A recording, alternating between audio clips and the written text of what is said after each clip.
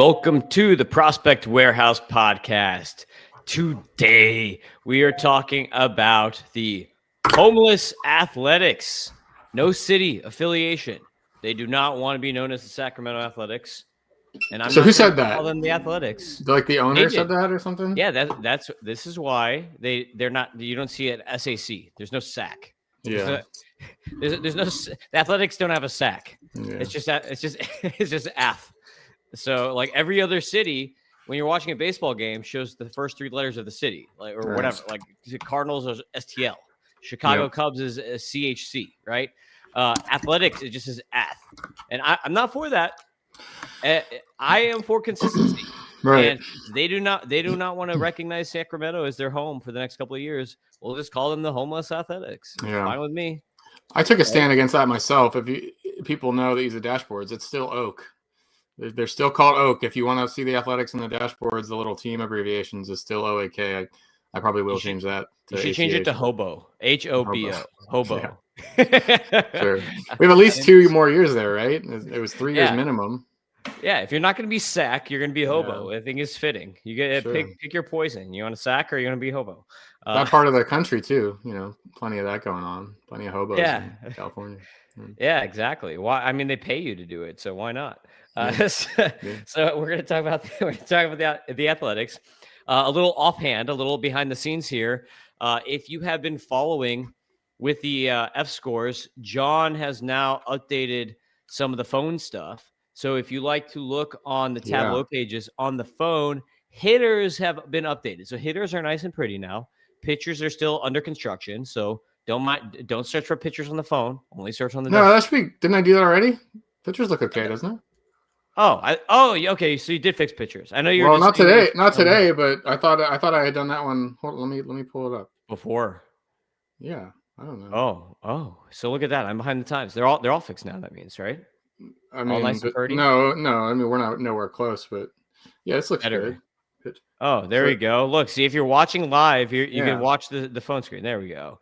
Boom. So that's pitcher profile on the This is only on the prospect dashboard, which is the one we're using here. But then the hitters, that looks okay. Not quite as good, but I've discovered that Tableau gives you a totally different screen. It says, how do you want to edit how this looks? And there's desktop and there's phone, and you can just go click the phone button and rearrange it, and then it separates it. So that's really cool. So that's a focus of mine. And as I've said, in November, December, just like get everything working as best as possible on the phone, but user be advised, like none of this will work quite as good on a small portrait orientation screen as compared to a large wide boy. And I don't know. So get a computer. I mean, like join it's a mobile world. I get it, but I still have such a problem with it because it's such a worse experience. But anyway, that's true. Also going on is I started the Colorado Rockies. I started the 2026 team previews.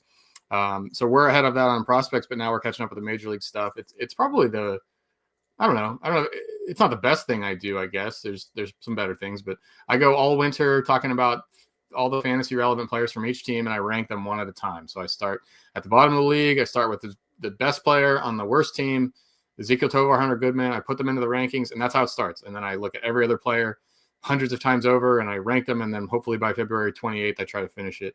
So that has begun, and that will slowly creep out through the winter. So a lot of stuff going on here, even in the slow months. And the Dynasty League. So John and I have been texting about the Dynasty League. We're probably going to be discussing what kind of rules and stuff we want to implement in the near future here. And then additionally, we have more than 30 applicants. So John, 39 already. So we talked about it a little bit. Are we going to have an initiation? Are we going to require now that we have too many, we have more than 30 applicants. Should we have people submit something in writing or video or something about why they deserve to be in the league over the other people? I didn't make you fill out the form. You and Doc were gimmies. You're going right in there. That's automatic. Yeah. But I did for everybody else. I said, write a paragraph about why you should be in the league. So there's going to be 2 waves of cuts. It's first, if you signed up and you're a paid subscriber, you're in.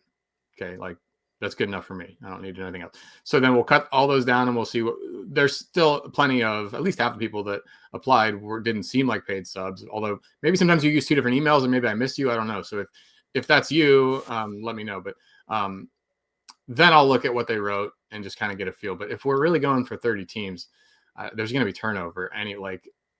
There's no way that you repeat 30 owners coming back, even in a 1-year thing. So good news is it won't be my problem. I have a guy. I think I might even do co-commissioners. I might pick 2 of the guys that volunteered to do to commissioners. 30-team league should, I think. Yeah. Maybe. I mean, we shouldn't talk about it now, but the question is, I will get the 30 owners. I will set up a conference call. It'll be some weeknight, and optional to join. I'll make a presentation of all the rules, and we can vote on not every little thing, but do you want to do head-to-head? Do you want to do roto? Do you want to do keep forever? Do you want to do this contract stuff? So we'll have this optional call, and if you show up, you can vote, and if you don't, then you'll just have to go with it. So totally optional, but it'll be fun to meet some people and stuff, and that's how it'll get going. But I know it's probably hard to commit to a league where I don't even tell the settings, but it's just better to get the people and then talk about the settings and try to find something that works. So that's all coming in November. Yes. All right. Are we ready for athletics? We're ready. Are we ready for sackless, homeless athletics? Here we go. I think we are. Let's get to number 20. Number 20 is Mason Burnett, starting pitcher. So he came over. It's actually Barnett. Sorry, that's a typo on me, not Burnett. That's on me. It's extreme ownership here. I'm taking blame for this. It is a Barnett, not a Burnett. So he came over from Kansas City via trade to Oakland, or I guess technically they were Oakland at the time, and then now they're Hobo. Yeah, we can't talk about this the rest of the podcast. We just got to pick something. Okay, all right, we're done. Okay, so Mason Barnett here, he had a pretty good 2024, kind of a rough 2025. To me, he kind of profiles as like a back end number 5, number 6 type starter. If you're looking at the F scores, if you're watching on YouTube, which I recommend, watch on YouTube. If you're looking on YouTube, you can see that we're checking out the F scores right now. 97 stuff, 96 control, 100 FERA. So he's basically a subpar starting pitcher, but he does get to innings, and he was better over the last 2 years. So if you take John Slider right now has the last 2 years, you see a 3.46 JA ERA. You're like, okay, that's not too shabby, but this last year he only had a 6.7 K- walk rate in the majors over 5 starts. So he did make the majors and made 5 starts, 10.8 K- walk in AAA. So that's not great at either location. But the good thing is that he is a starter. He is pitching innings. And in some leagues, like a 30-team league, sometimes you just need that. So, like, that's why he's in the list. That's why he's number 20. Like, he's not going to be great, but I think you've got a number 5, number 6 type starter here with Mason Barnett. Okay. You got anything on him before we move on? Well, I thought I recognized the name. I don't know why. Maybe I must be thinking about something else. I don't know what. Probably because he's been around for a while. He's been like a AAA-ish type pitcher. I think it's 2 years basically at the top levels. So since you're doing your depth write-ups, you probably noticed the name because whether he was when he was on the Royals or when he was with the Athletics, he's been like on that periphery of being a depth starter at some point or another. See on here. It's a roster resource. Shout out to them. He started this year. Oh, he made the major leagues? Yeah, he made the major. He made 5 starts in the majors this year. Okay, that's why then. That's easy. I know everybody who gets in the majors. I know because I playing DFS and grinding the daily notes and stuff. Like they're all in my head, so that's why. But yeah, just was not great. 6.7 K- walk air. Number 19. I think, and I should probably look before I assume. The next guy is Su Shen Cha, and I want to say he's Taiwanese. Yeah, that's let's make sure. Let me not just make up this guy's country of origin here. And let's confirm before I just guess on everybody's actual location here. But Su Chen Cha is Taiwan. Boom, nailed it. High A. So he had a really good like A-ball season here, and it kind of got wore down towards the end of the year. He finished the season with a 13.3 K- walk, which is not great.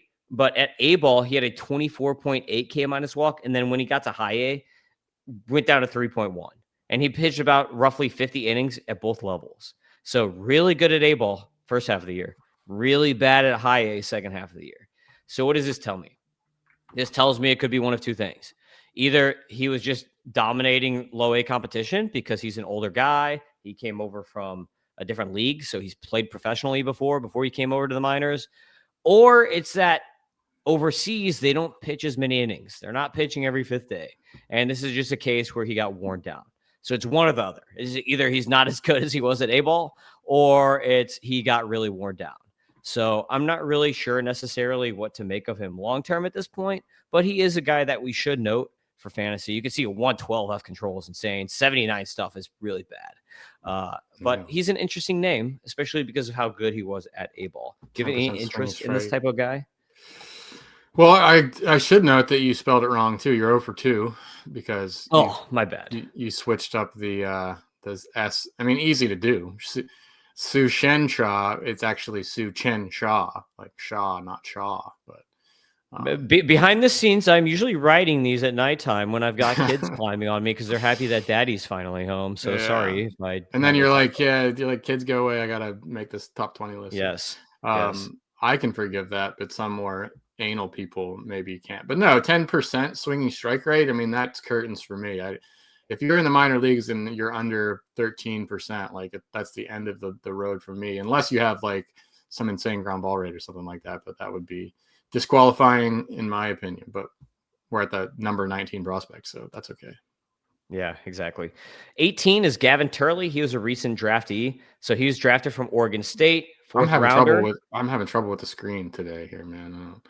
That's all right. You're doing better than me. You're doing much better than me.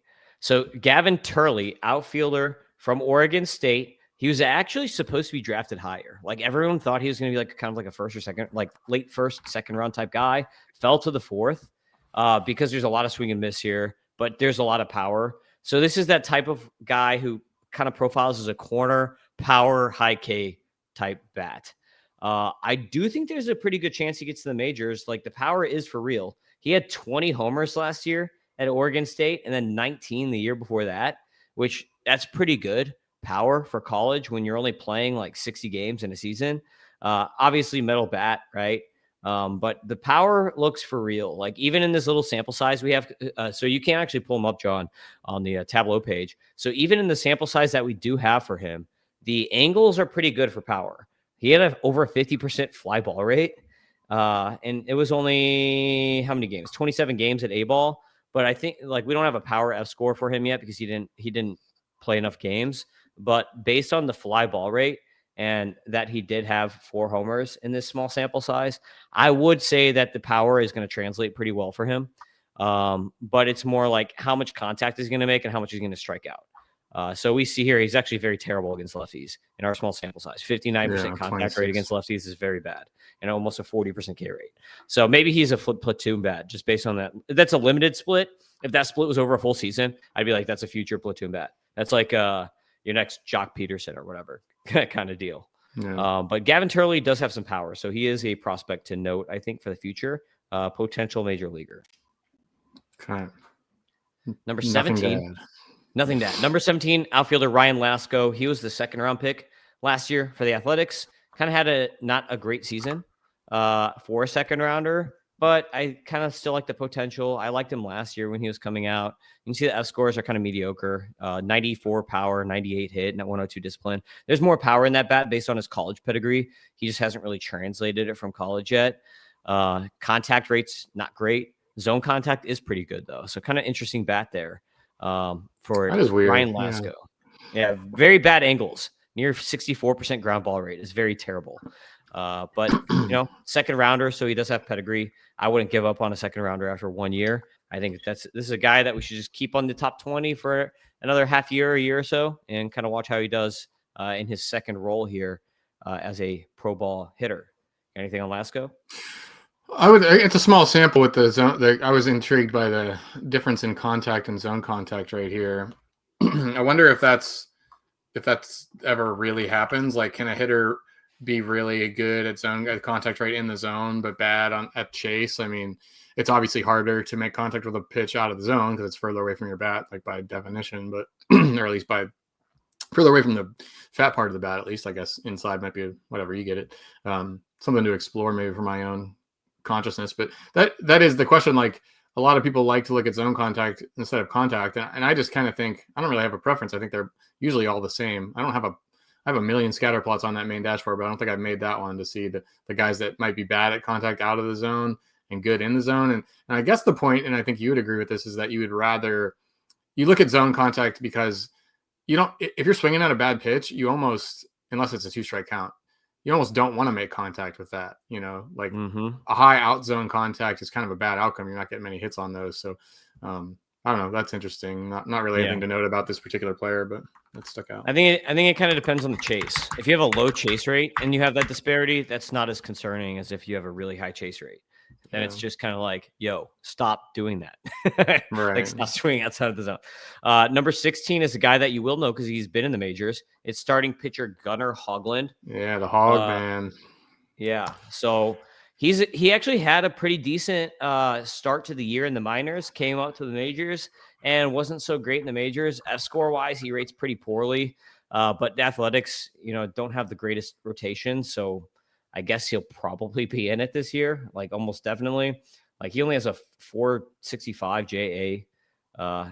So Sierra. We didn't mention that. We didn't mention the change, although the change doesn't apply to the prospect analysis thing. So I guess never mind. But look, at an aside, since we have a major league player now, we're looking at Gunnar Hoglund's.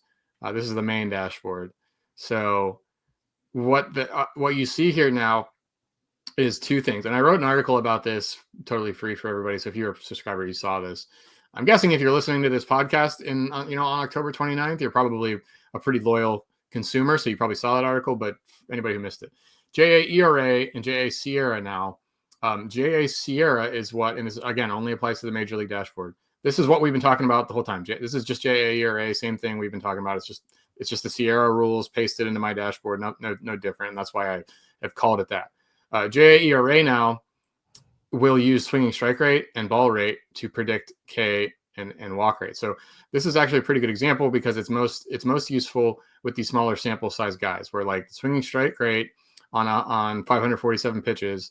Like I might rather look at the swinging strike rate rather than the K rate, because the swinging strike rate is a per pitch level stat and it's going to stabilize a little bit more. So JA ERA now it is actually my own calculation. I can actually claim like this is my thing.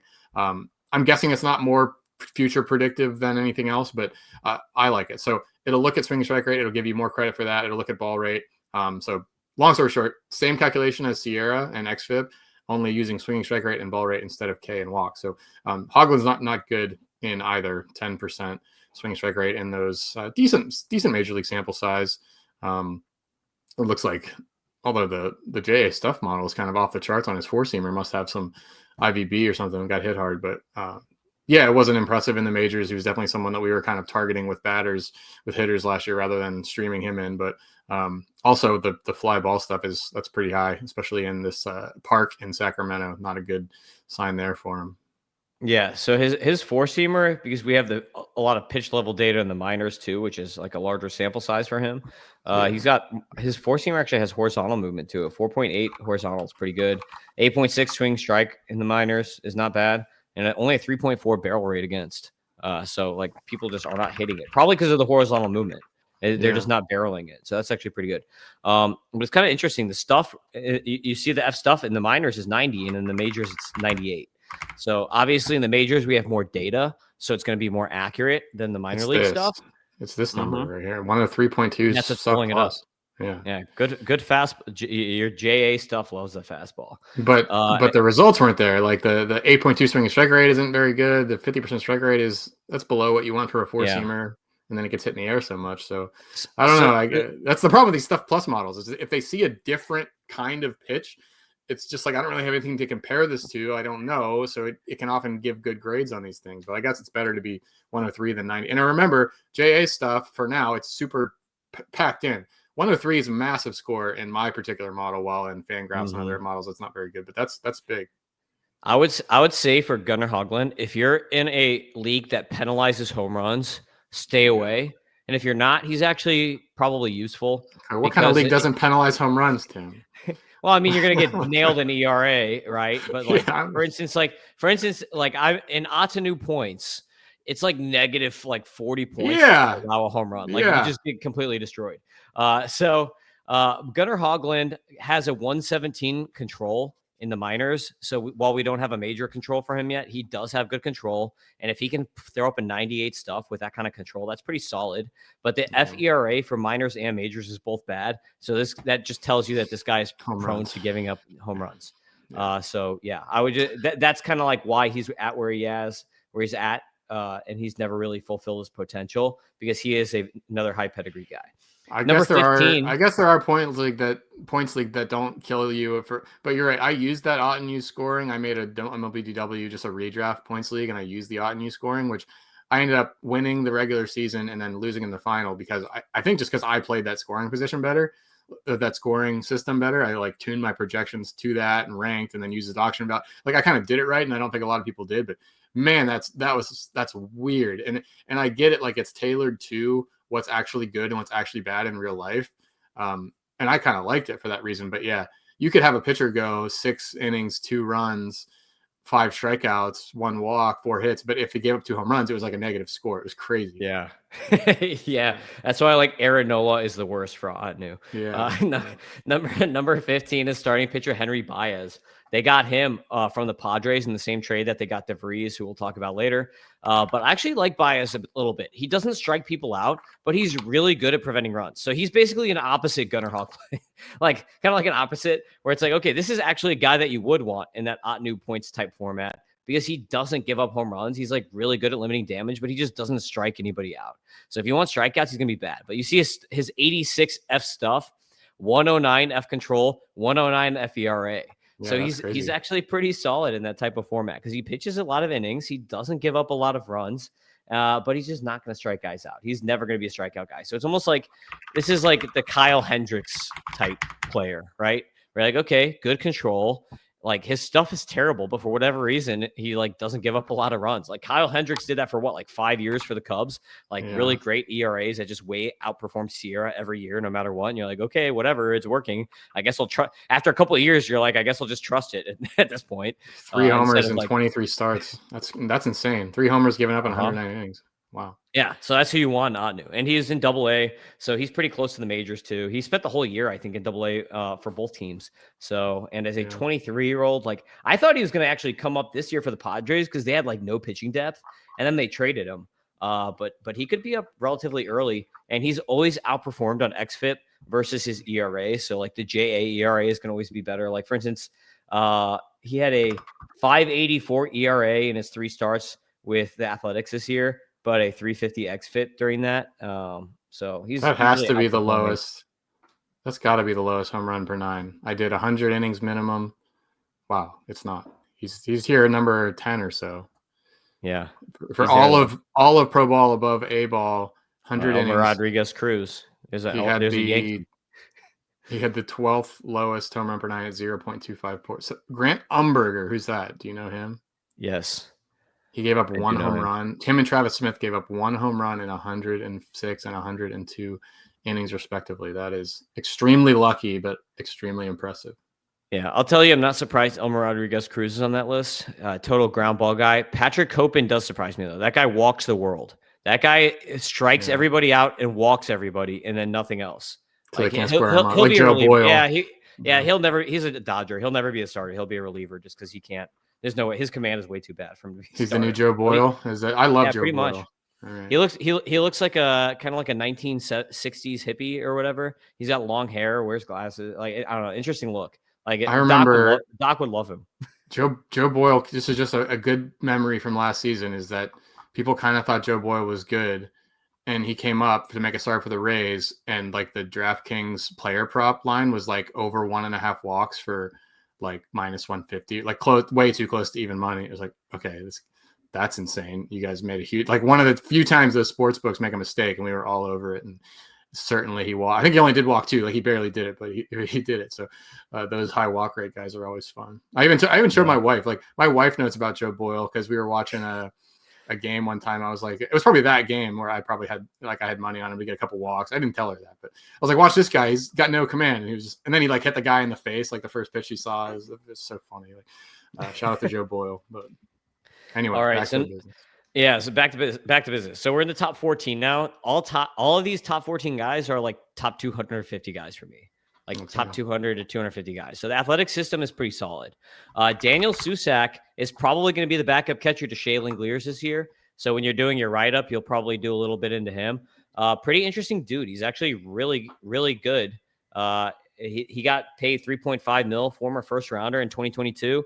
F scores like him as a catcher, like that's not bad. Like the discipline obviously could do better, but a 102 hit and a 105 power for a catcher means that he's going to be a fantasy asset. Like that's pretty solid for a catcher. Like, and 6'4", 218 pounds, so big dude. I don't know. I think Susac could be like, he could be a starter if he wasn't with the Athletics. The problem is Langeliers is kind of going to block him for a little bit. So maybe there might be a point where Langeliers starts getting some DH reps or whatever, but they have Brent Rooker. Right. So it's going to be kind of like a little bit of a problem for them because they've got Rooker and they already have Soderstrom, who used to be a catcher. And it's like, how are you've got Kurtz at first, just like, how are you going to work all these guys in? So there might be a plate appearance problem for him, but I think he's going to be in the majors this year and he'll be pretty good. He was at AAA all last year and had a good season in AAA. Langeliers is a really good defender, right? Yeah, he is. And okay. He is good, but if you're in a 30-team league and you need a backup catcher, like I'd be all over Susac. But it's just not. Go ahead. Yeah, if you're in like a 15-team 2-catcher redraft league, yeah, I just don't know how many plate appearances he's going to get. Like, I think he's going to be pretty good when he hits, but it's just like how much is he going to play? Twice a week at the most, probably, just because he's blocked everywhere else. At least for this year. Maybe in a couple of years they clear some room, but it's not like a Kyle Schwarber situation with Langeliers where they're kind of looking to get him out of catcher. Like he's good enough at catcher where they'd like to keep him there. But who knows, if he's hitting so well, maybe they do kind of ease him in. I don't how much longer can Rooker really, I mean, I guess his job is safe for at least next year, but they signed him long term. Didn't they sign him long term? I think he signed he did, for sure. You're right. So even if he does kind of fizzle out, the money's there. So that's tough, but okay. Yeah. Good backup. Yep. Yeah, good backup catcher, Daniel Susac. Number 13 is we call him JKG in the industry just because his name is like ridiculous. Joshua Kuroda Grauer. So this guy is a young shortstop who has a really good hit tool and has a lot of speed, and that's about it. Just no power at all here for JKG. But he is interesting. So you see, John pulled him up on the F scores if you're watching on YouTube.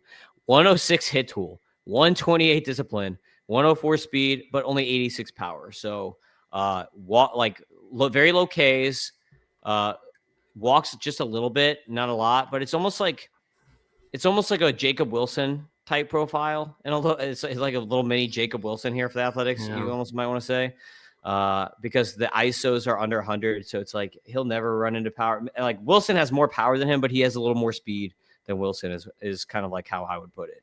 And I don't think the hit tool is quite to Wilson, but it's like a little mini version. Yeah, 9% K rate. It's pretty impressive. 550 plate appearances, but yeah, it's 2 homers in 550 plate appearances. If a standard redraft leagues, I guess that's my role here. You're the 30-team dynasty guy, and I'm the guy that kind of throws the buckets of water on guys if you're just listening because you're playing your buddies in a 12-team league or something like that. Like these types are just not ever ones to pick on. Maybe in a points league, in a deeper points league situation, but you want guys that can hit you at least 15. Like 15 homers is pretty much my minimum. Like I'm not going to draft a guy if I don't think he can hit homers at around a 15 pace. I'm also interested, I might have mentioned it before, by these hyphenated last names. It just seems like there's more of them these days. I don't want to like pick on any individual. I know there's, family problems and stuff, but I feel like the hyphenated last name is a consequence of like radical feminism. What do you think about that, Tim? Do you know what I'm saying? Yes. I mean, what else would what else would it be from? You know what I mean? Like, and it might not even be, I don't know, but it seems like some women just don't want to let go of their last name because they want to, they don't want to fold into. Look, I get it if you're famous. I get it if you're famous because it's like marketing, right? It's like, I completely understand that if you're like an actress and you're famous, or if you have a company and the company is like your last name. Like I get it. There's like certain instances where I get like it's a marketing. It's like that's part of your income. Yeah, your brand. It's your brand. So like I get it for certain instances.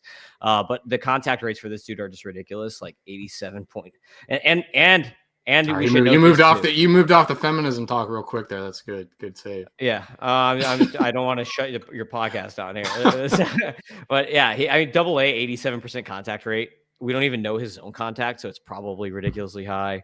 But Yeah. this is a dude. I like him a lot. So for Yeah. certain instances, like it just depends on your league format, what you can do with him. Number 12, Luis Morales. This is a guy that did start. Yep, yeah, he made the majors. So Luis Morales, like starting pitcher. Good stuff, bad commands, right?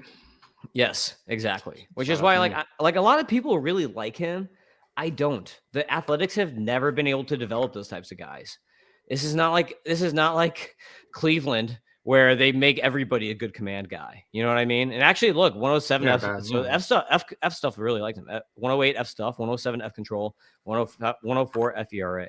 That's in the minors though. What did he do in the majors? Majors, it was. I mean, I remember, again, it was like a player prop thing. I remember liking his strikeout. My projection model really liked his strikeout potential as he came up, and that worked out because 22% was better than a lot of people thought he would do.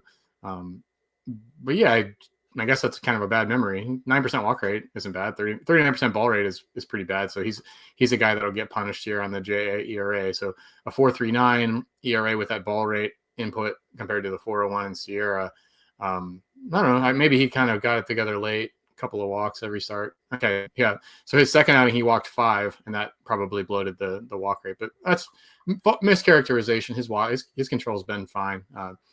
13% K to walk in the majors last year is nothing great, but yeah, I don't know, better than some guys. My issue with him is more of like an Arsenal thing because he's like very fastball slider, and like if you only have 2 good pitches, I just don't really know. Like his fastball 97, it's 9.2 swing strike is not bad on a fastball.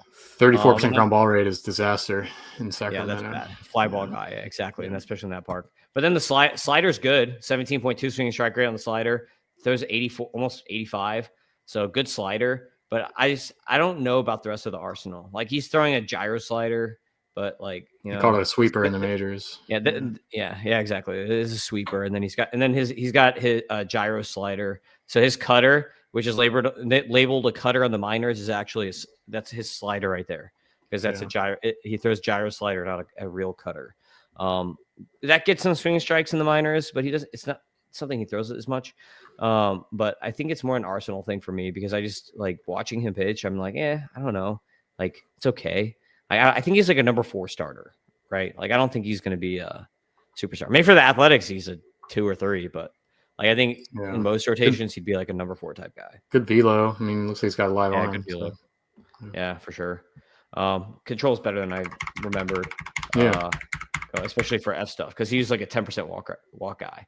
So he must be locating pretty well. That means. But anyway, yeah, I've got him at 12. A lot of people really like him. A lot of people like him more than me.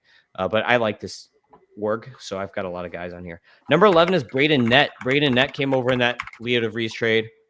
Oh, look, it's 30 minutes and we're not to 11, so we got to go a little bit faster here. Damn. I actually do like Braden Nett quite a bit. So even though he's number 11, I'm a fan. F stuff doesn't like him as much as Morales for whatever reason. But I like Nett, so I'm a big Braden Nett guy. We can kind of move off him then and go to number 10, Jack Perkins.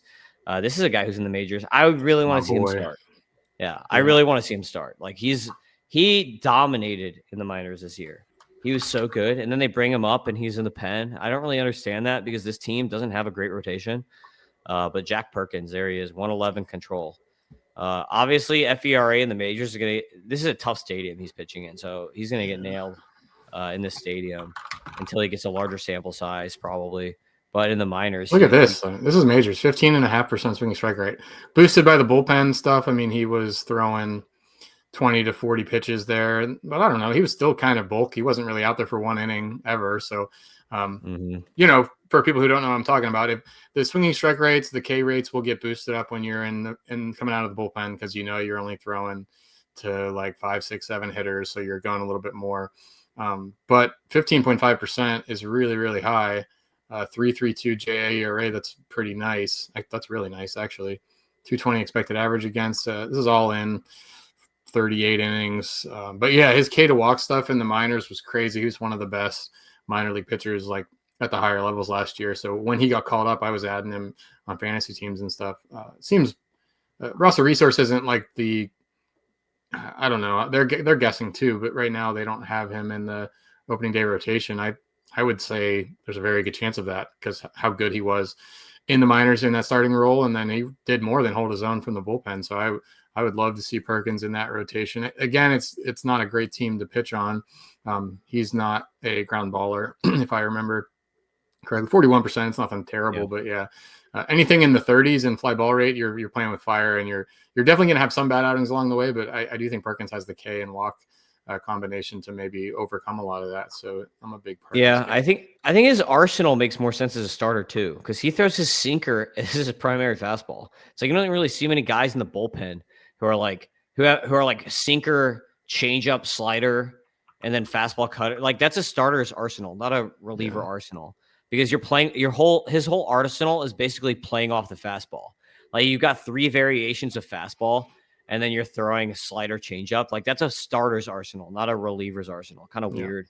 And all those pitches, like you could see if you're watching, you could see he's got a like slider 25.5 swing strike is insane. Changeup 17.9. Like this is not a 2-pitch guy. So like to me, he's got a starter's arsenal. It's a waste to have him as a reliever, in my opinion.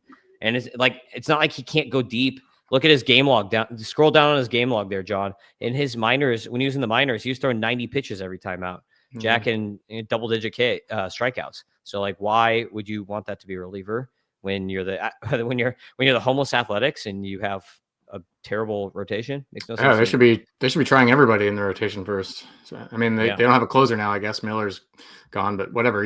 Your bullpen is like a luxury. I've always said that, like.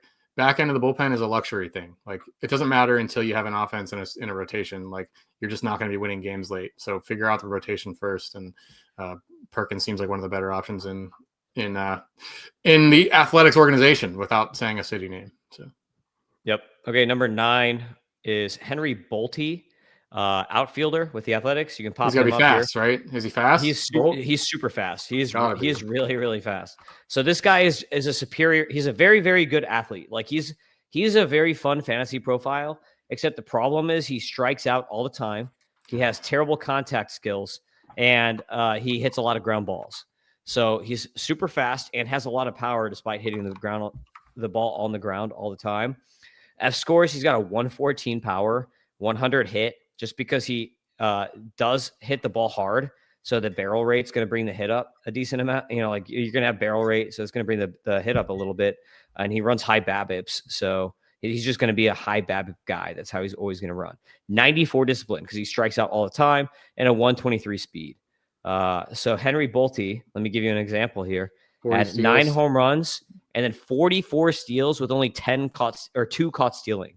So 44 steals, only 2 caught stealing is a really good stolen base percentage. Big OBP. And he hits the ball hard. So almost an 89 average exit velocity, 111.6 max, and he made it to AAA as a 21-year-old. So again, the Athletics are a bit crowded, so I don't know when he'll debut, but since he made it to AAA last year, there's a good possibility that he makes the majors at some point next year, even if it's as a 4th outfield type and he's just like a pinch runner type, 4th outfield guy. I don't really know what they're going to do because obviously like the defense that they have there is kind of iffy in some spots. But yeah, he's an interesting name to watch. I think he's better than some of the guys that they have in the org. Clark, Jose Siri, like Denzel Clark, for example. I think I like him better, but that is enticing though. If you hit the ball hard and run really fast, you can certainly play for fantasy if you can somewhat get the Ks under control. I mean, you got to be under 30%, but at least he has the skills. Yeah, Jose Siri is a good comp. I think he could be better. I mean, he's doing this stuff at a younger age. I think Siri broke out when he was like 25 or something. Yeah. So he's like maybe a better version of that, but I think that's actually a pretty good comp. Number 8, Tommy White. Everybody knows this. I mean, you know this guy, Tommy Tanks. No. You don't know Tommy Tanks? Come on. No. You heard that name before. So he's first baseman, third baseman, Tommy White. I actually drafted him in the Tool Shed mock a couple, I think yesterday or 2 days ago. So Tommy White, first baseman, third baseman, big college guy, known from college, from being a really good college hitter. And basically he's been a very solid player. Like the power hasn't been as good from college as it has been in the majors, but the discipline has been good. The contact rates have been good. So he kind of is just like this really solid guy who kind of almost projects out as a high average 20 home run guy. Like the power hasn't been, it doesn't really, make the name Tommy Tanks. Like Tommy Tanks, you hear that, you sound like this guy's going to be like all home runs, because that's kind of how he was in college. But his plate skills have been very good, and the hit tool has been really good. So it's almost like, I don't know, he's just like trying to think of who he comps to. Is just like I don't know, like really good hitting corner guy with 20 bombs. Like he's gonna be Matt solid. Chapman. Like I don't think he's gonna be a star for fantasy, but I think he's gonna be solid. He hits the ball on the ground too much. Is his biggest problem, because he only had 12 home runs this last year, but 275 average, with a over 80% contact rate, almost 82% contact rate, and 7% walk, only 13% K. So, pretty solid stuff here for Tommy White. I like him a lot. LSU, see, here you go. At LSU in 2023, he had 24 bombs. And then in 2024, he had 24 bombs. And then in 2022, he had 27 bombs. So this guy had like 70 or 80 home runs in his college career over only 180 games. So that's why they call him Tommy Tanks. He was a beast in college so I don't know, maybe the power comes, maybe if he fixes the angles, the power comes eventually in the majors. It might be one of those slow things where like he's a late breakout type guy, but I think that the hit tool is there for him to develop pretty nicely. Cool. All right. Number 7, Wei-En Lin. I actually picked him also in the tool shed mock. So I'm a big athletics fan. You can see Wei-En Lin pitched an A-ball this year. I want to say he came over from Taiwan too. Let's confirm that. Yes, Taiwan. Wei-En Lin. Much better than the other Taiwanese player here. So Wei-En Lin actually made it to Double-A this year as a 19-year-old. He started in Low-A, made it all the way to Double-A. By the end, he was like doing little piggyback type stuff, like 40 pitch count type things. So I think, again, like they're trying to build him up. He came over from Southeast side. So he had a really good start to A-ball and then had to progress. I think he was maybe your swinging striker leader in all of the minors. Wow. 17.8% swinging strike rate is ridiculous. K minus walk on the year, John, 27.1 for high A and Double A as a 19-year-old. This guy is a top 150 guy for me. And I want to say, he's a fastball slider guy that comes in at like a lefty 3/4 arm slot. So really interesting stuff. I really like the arsenal. I'm going to pull up my comp firm real quick and pull up my pitch grades. Give me one second here. So Wei-En Lin, I gave him, so he's a low to mid 90s fastball guy. I give him a 55 out of 60 on that.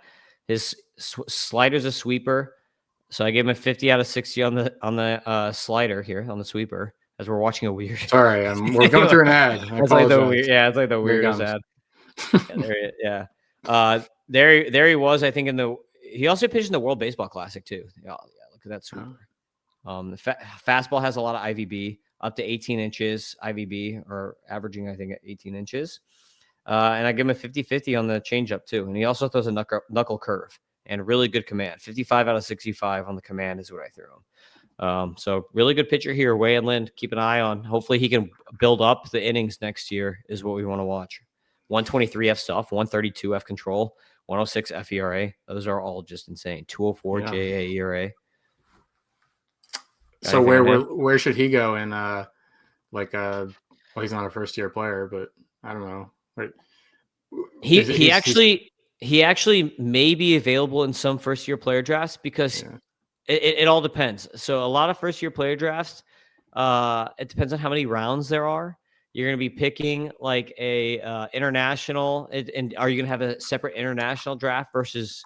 Are you going to have one combo where you put all the amateurs in the international one, or you separate it? These are things you have to consider. We have to consider in this league. Are you going to separate it or combine it all into one? And then if you only have 2 rounds or something like that, and he's international guy, he might not have even been picked. Yeah. He probably should have been picked up on waiver wires in most of those leagues. But if he's available in one of those drafts, like I'd pick him really, really high because he's probably a top 100. Like I had him at 116 in my last update. He's probably like right. He might be a little higher. He might be like close to 100, top 100 player at this point for me. There's no way I'm going to win this Dynasty League. That's for sure. You could try. It's out of 30 teams, so it's if you can beat 29 other players, that's pretty. I mean, solid. there's no way I'm going to be in the top half. I don't even know the. Not only do I don't. It's not like I just don't know the rules. I don't even know what rules there can be, and then I'm going to try to compete with. You will learn. We're converting you here. Yeah. So number 6 is Edgar Montero. This is another guy that I picked in the Toolshed pod here. So DSL guy, I love Edgar Montero. You're not going to have any F scores on him, unfortunately, because he's DSL. But Edgar Montero, I'm going to pull him up right now because he won't be on your thing. So I'm going to pull him up on Fangraphs. Switch hitting shortstop, 6'2". And this year in DSL, he had a 173 WRC plus. He walked almost 25% of the time. So way more walks than Ks. He had a 267 ISO. And he had a this is slash 313, 484, 580 slash line with 11 steals and 9 home runs in DSL. That's in 55 games. So I'm a big fan of this guy. He's got great plate discipline, especially for DSL. He's got power. He's got speed. He's got hit. He's got it all. He's a switch hitter. He's a shortstop. Like, that's everything you want to see. Like, this is a guy that if he was in an amateur draft, he would have been a first-round pick based on this kind of stuff. So I'm a big Edgar Montero fan with the Athletics. All right. Number 5, Colby Thomas. This is a guy you know. He played in the majors. Yes. He was terrible in the majors, but he did play in the majors. Big RBI, swing and miss guy. He's been a top 150 prospect for me for over a year, for 2 years now. And I have always compared him to Adolis Garcia. I'm like, this guy is exactly like Adolis Garcia. Like, really high quality of contact, lackluster contact in general, high RBIs, high home runs. He's going to get some steals, but the discipline is just so terrible. Really bad chase rate. So you can see on the F scores, 115 power, 103 hit. That's because the quality of contact is good. 87 discipline because he strikes out a ton. 103 speed. So that's kind of what you're going to get with this profile, is an Adolis Garcia type guy. He led the minors, I want to say, in RBI last year, and he was leading the minors in RBI this year until his call-up. Mm-hmm. Yeah, in the majors, it's hard to get an F scores on him. It's hard to get an F score in the majors, I guess. 132 plate appearances. Feels like you should have some, but he doesn't. But 37. 62.9 contact, 40 chase. Yeah, gross. But he hits the ball hard. Look at the EVs, 91.4 average EV, 115.5 max. So this dude hits the ball really hard and he barrels it when he makes contact. So very great contact when he can make it. Yeah, everybody. It's a little bit of culture shock. I think when you get to the majors, you typically see. I don't know if you took every prospect hitter and like look at their first 100 plate appearances compared to what they do from then on. I bet like 80-90% of the time you're going to have a way higher K rate initially. It's just an adjustment period. So seems like a pretty good guy to take advantage of that. Like, people will see the bad major league numbers in a good, like, a month's worth of games almost. That's not nothing, and they'll probably run away from them. But we really should be forgiving. That's one of the 10 commandments, the MLBW 10 commandments. Always forgive the first 100 plate appearances. You could use the word forgive, or you could use the word ignore, and that will typically serve you well for solid prospect hitters. Yes, exactly. Next on the list, number 4 is Devin Taylor, another outfielder. Devin Taylor was the second round pick for the Athletics this year, and he played in pro ball like right after the draft. Like, I think he had more at bats than anyone else that was drafted this year. Like, he had to have, because he played in 28 games and had 106 at bats at low A this year. I'm a big fan of Devin Taylor. So I don't know how he was in a first round pick, because he started 3 years at Indiana. So for freshman, sophomore, junior year, started all 3 years. As a freshman, 16 bombs. As a sophomore, 20 bombs, and as a senior, 18 bombs. So this year in college, he had 18 home runs, 12 steals, a 19% walk rate with an 11% K rate. So just like phenomenal plate discipline, and a 374, 494, 706 slash. Like, I'm like, how is this guy not a first round pick? I really don't understand. I think he's one of the most underrated first-year player draft guys you can get. Like, I love Devin Taylor. And this year in A-ball, you could pull him up. We might have an F score on him here or there. But he had a 217 ISO in A-ball, 6 bombs and 2 steals in those games. So I'm a fan. Yeah, and it's been really good Indiana sports ever since I moved here 5 years ago. Like, I'm not sure. You gotta put it up. Put it on the screen. This is just his like box score stat stuff here. So you see the 28 games, 29% K, 6 homers, 2 steals, but the F scores are only a couple there. But Indiana sports, you don't think of Indiana as a big sports place. They got the Colts and the Pacers, but they're all excellent now. And like, I live here now, and it just seems like things have really been getting better. I mean, Notre Dame football making the championship last year, and then Indiana football is like the number 2 team in the nation. And then, Kyle Schwarber was an Indiana Hoosier, and so was Devin Taylor. So I don't know. I say give him the Indiana boost because we like the state of Indiana here at MLBDW. I mean, we got me and Doc, and even the new writer, John Allen. He also lives in Indiana. So there's a lot of Indiana going on. But okay, good start. But again, you said he was drafted last summer, so a long ways away from them. Well, maybe not a long ways away, but not a threat to make the team early on this year. I don't know. College guy. Remember, Nick Kurtz was also drafted the year before, and he just was really, really hot and made it. So I don't know. Maybe end of the season next year. It's a possibility because he is a very professional hitter. Like the guys that can take a walk and have good plate skills usually will move faster, and he's got that. And if you want to hear my comp from real quick, Luis Gonzalez mechanics with a light Riley Green profile. Oh, like that? Yeah. It's hard to not use good players as the comp, I guess. Because you can't use someone that nobody knows. The point of comp is to comp someone that people know. Number 3 is Jamie Arnold, starting pitcher. He was their first round pick. Most people know Jamie Arnold. Even you probably know Jamie Arnold, John. No. Oh my God, no. Okay, so for first rounder from Florida State, he throws at a really wacky angle. It's like not quite sidearm. He's a lefty. It's not quite sidearm, but it's like almost there. He was actually, like, a lot of people had him as the potential first overall pick coming into the year. But he wasn't as good in college as like people thought this year. Kind of like repeated instead of progressing. Like he was like just as good his junior year as he was his sophomore year, rather than like getting much better. But my comp for him is mini Chris Sale. He's much shorter, so he literally is like a mini Chris Sale. And Arsenal grades that I've got for him is this is why you should watch on YouTube so you can next level. I'm leveling up this episode. Yes, look at this arm slot. Like not quite sidearm, but almost there.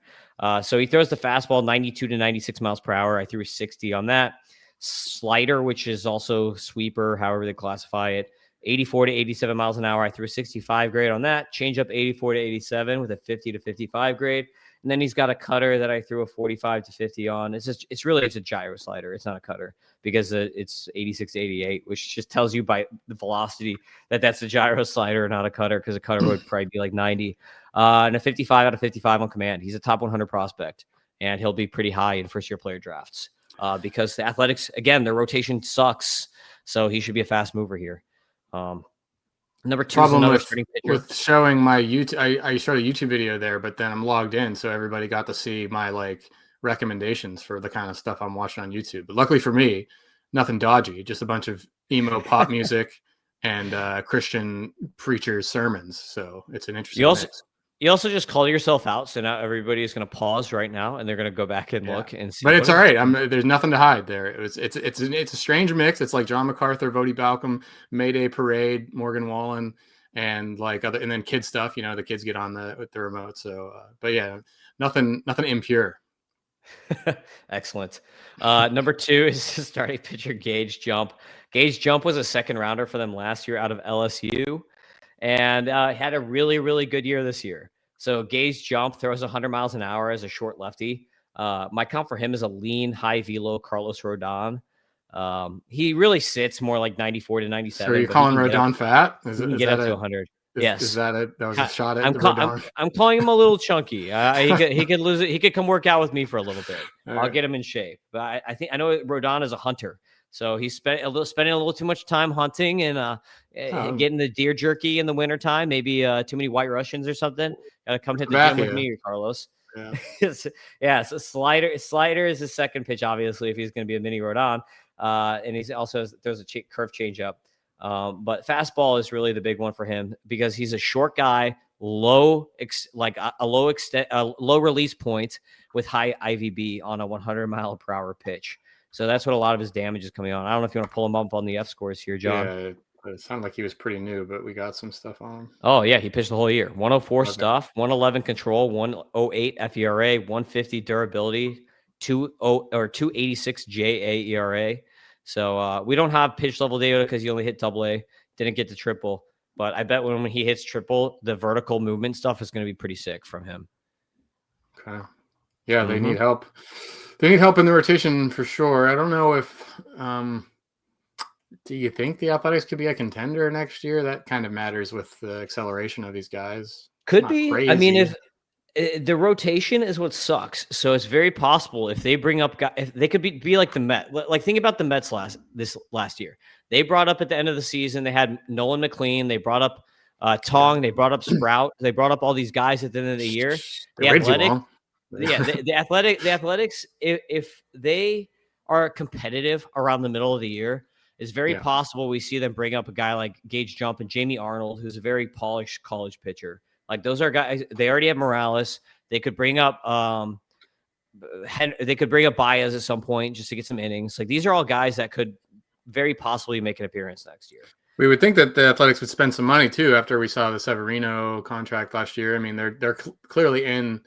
I don't think that'll prove to be like a one-off season weird thing. You know, they would think that that's a sign that they're willing to invest in free agency and kind of quote unquote overpay when they have to. I mean, the Severino contract was kind of, everybody was surprised by how much they gave him, and then it went about as bad as they could have hoped for. He was awful, but at least it shows you, okay, they'll be in on some of the free agent pitchers, which theoretically might, you know, that takes a spot from a guy like Jump, but more importantly, it maybe gets them in contention in June, July, like you just said.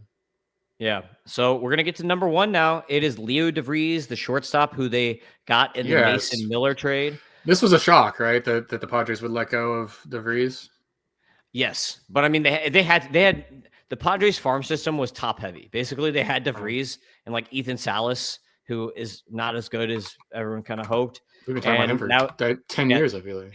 Yeah. Well, he was, I think, 17 or whatever when he debuted. But DeVries is kind of the same way. DeVries was only 18 all of last year and made it to AA. So, I mean, if the Athletics really wanted to get crazy, you could bring up DeVries next year even. If you wanted to really get crazy, he'll probably start at AA next year because he only had 102 plate appearances there. But F-score-wise, 111 power, 98 hit, 103 discipline, 100 I guess the speed. F-scores are good. We have this problem where age to level. His real name is Leo Dallas, but then sometimes he's Leo, so he's in here twice. But the F scores are mapped in on the player ID, so those will always be fine. But these box score stats are going to be freaking split, so that's annoying. I got to create a list of these guys and merge all these names. Double name guys. Yeah, well, that's because that's his fault. Blame him because he started the year going by Leo Dallas. And then like halfway through the year, his Fangraphs page all of a sudden became Leo DeVries. So it means he changed his. It's like there's a Sean Lennon, and he changed his name to Sean Paul Lennon. So it's like. Well, do you know this NFL? Do you remember Robbie Anderson in the NFL? Yeah. His freaking name is Robbie Chosen now. He has a completely different last name, and he's still in the NFL. Like you would have thought it was a different player entirely. I mean, changing from also Leo, Carmona. Yeah. Okay. Yeah. Changing it from Leo Dallas to Leo, like perfectly fine, whatever. That's a nickname, you like it better. You can't change your last name, especially when it's Anderson. You're going to change it away from Anderson. It's just absurd stuff going on with last names in these days, day and age. I mean, I'm legitimately outraged by Robbie Anderson changing his last name to Chosen, which I don't know. Giancarlo Stanton, Mike Stanton happens. That's still the first anyway. I don't know. Tell us about DeVries and what's he like? I mean, what's the skills with him? Is it just across the board? He's a switch hitter. Yeah, across the board, good at everything. He is a true switch hitter. And when you're looking at the F scores, you might say, this guy's the top guy. It's just like hundreds across the board. Why is that so great? Yeah. Remember, he was 18 playing in AA last year. So you have to factor in age to level, which is why we've got to get this age to level WRC plus thing, because he would just jump on that. Because he did. He posted a 144 WRC plus in AA as an 18-year-old across 89 at bats, 21 games. That's insane, man. A 144 as an 18-year-old at AA. That's just absolutely ridiculous. So that's something we have to keep in mind. 15, you look at his line, 15 homers, 11 steals. Like, yeah, okay. You just have to factor in the dude was 18 doing this at a super advanced level. So that's what you have to factor in here. And he's smooth. I mean, like his swing is so smooth. You watch him and you're just like, oh yeah, there it is. Like that's one of those swings that you could just watch it all day. And that's the swing that you show to kids when you're me and you're coaching T-ball and you're like, do that. Just copy that. Try to copy that. Because they understand that. You say, look at that guy and try to copy that. Like I got this one girl on my team who basically is like Vladdy Jr. Like she swings exactly like Vladdy Jr. Oh, yeah? She crushes it. Yeah, she's awesome. She's like the best hitter on the team. She's a girl. She crushed it because she's like little mini Vladdy Jr. So there's a league now. There's a women's league. This seems like the Moneyball thing to me. I know I need to get used to adjusting for age and stuff and all the stuff you said. Like people should listen to Tim instead of me about prospects. But this is the Moneyball thing in that scene where they're all talking about how good this prospect is, and Billy Beane's like, well, if he's a good hitter, why doesn't he hit good? And like, yeah, if it's just me, I'm looking at an 804 OPS from everybody's talking about this guy as one of the top prospects in the league. But I guess too early to judge based on the numbers. But they are less than exhilarating numbers when you look at them. Yeah, I mean, just wait. When we get to AAA, you're gonna get Statcast data. That's gonna completely change things, right? Once you get the data, because remember, he's been with teams that don't have A-ball data. So we don't have any exit velocities on him since he was like a kid. Like basically we have his workout exit velocities. I mean, like we'll probably get the good thing is we'll probably get spring training data from him this year on EVs. So that'll help. So we will get like some data from him as long as he's in camp for a decent amount of time, which he probably will be this year. So that'll make things more fun. But like his exit velocity data is from when he was like 16 years old. So there he is. Check out that swing. Smooth as silk. You want to watch an 8-minute video to finish this?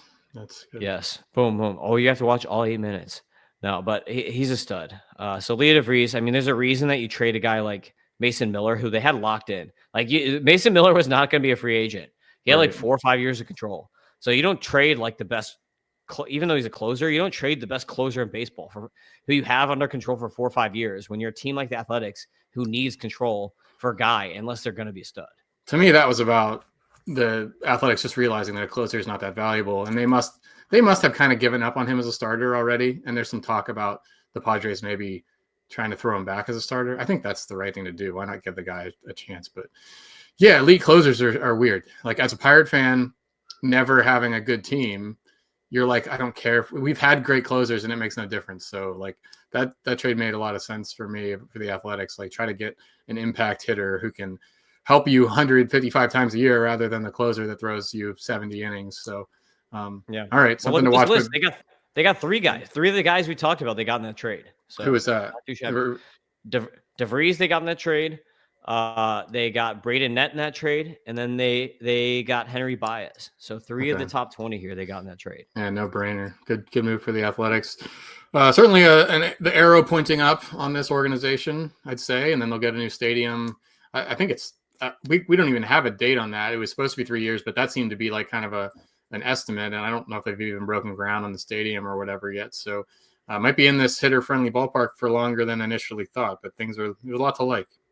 Yep, Homeland Athletics, non-sack, no sack for the Homeland Athletics. We're ending on that. So you can find. If you have a sack, you will subscribe to MLBDaily.com. Yes, I love that. So you can follow John on Twitter, X, whatever, at John PGH. You can find me on whatever at Fantasy Ace Ball, and make sure you watch Way Better Watching. Subscribe on YouTube and watch on YouTube as well. And definitely subscribe, MLB Data Warehouse. You can get all this stuff because if you do not subscribe, you will not be getting all of John's team write-ups. You only need to be getting partial write-ups only. And you can watch on Spotify or the Substack app as well. The Substack app has a really nice podcast player, including video. And if you lock your phone, it doesn't stop. I mean, it's really nice. So there's all kinds of ways to watch the video. Really have been recommending to subscribers to get the Substack app. To me, that's the best way to check it all out. Yep, for sure. All right. Peace out, everybody. See you next time.